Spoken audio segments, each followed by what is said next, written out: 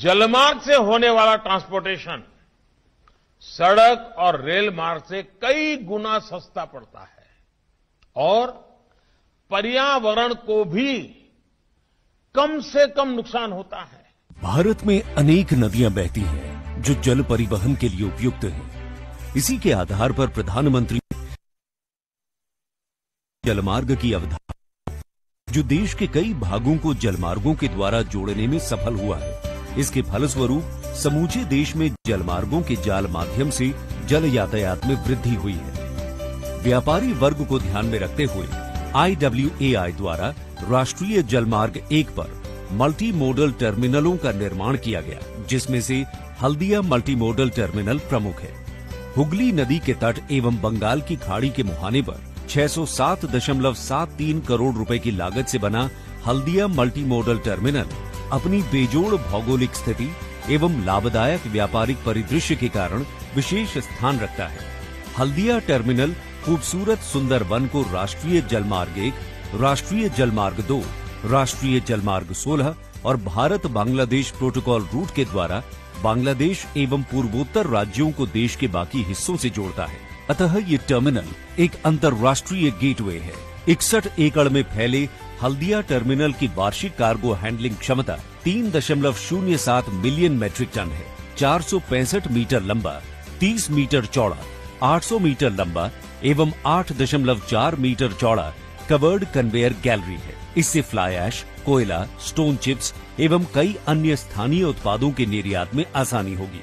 साथ ही विश्व के विभिन्न कोनों से आयात को सुगम किया जा सकेगा। इसका मुख्य लाभ भारत के पूर्वोत्तर राज्यों को मिलेगा। माननीय प्रधानमंत्री श्री नरेंद्र मोदी के कर कमलों द्वारा आज हल्दिया मल्टी मोडल टर्मिनल का उद्घाटन किया गया। गंगा नदी उत्तर भारत की जीवन रेखा है और ये दुनिया के सबसे घनी आबादी वाले क्षेत्रों में से एक है। स्थानीय किसानों और व्यापारियों को ध्यान में रखते हुए माननीय प्रधानमंत्री श्री नरेंद्र मोदी जी के नेतृत्व में सरकार के द्वारा जल मार्ग विकास परियोजना 2 की शुरुआत की गई है, जो अर्थ गंगा की सतत विकास मॉडल अवधारणा पर आधारित है।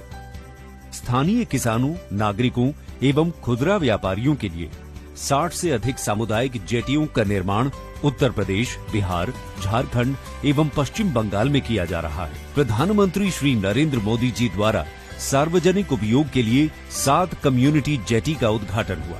इन सभी जेटियों में रैंप, शेडेड वेटिंग एरिया, सार्वजनिक सुविधाएं, टिकटिंग काउंटर व एडमिन रूम, सोलर लाइट आदि सुविधाएं प्रदान की गई है।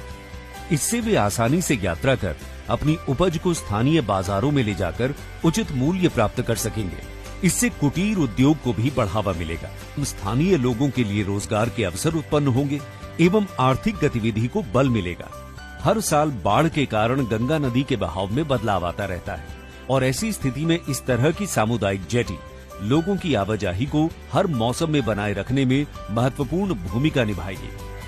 प्रधानमंत्री श्री नरेंद्र मोदी जी द्वारा सार्वजनिक उपयोग के लिए उत्तर प्रदेश में 4 सामुदायिक जेटी का उद्घाटन किया गया। साथ ही साथ बिहार में 5 सामुदायिक जेटी का शिलान्यास किया गया है। सामुदायिक जेटी विशेष रूप से वाराणसी जैसे स्थानों में स्थानीय पर्यटन के अवसरों को विकसित करने में मदद करेंगे। इससे जल पर्यटन को भी भारी बढ़ावा मिलेगा। सामुदायिक जेटियों के निर्माण से जहां स्थानीय व्यापारियों, किसानों और नदी के किनारे रहने वाले आम लोगों के चेहरे पर मुस्कान आएगी, वहीं मल्टी मोडल टर्मिनल के निर्माण से देश विदेश के व्यापारियों को देश में निवेश के अवसर प्राप्त होंगे।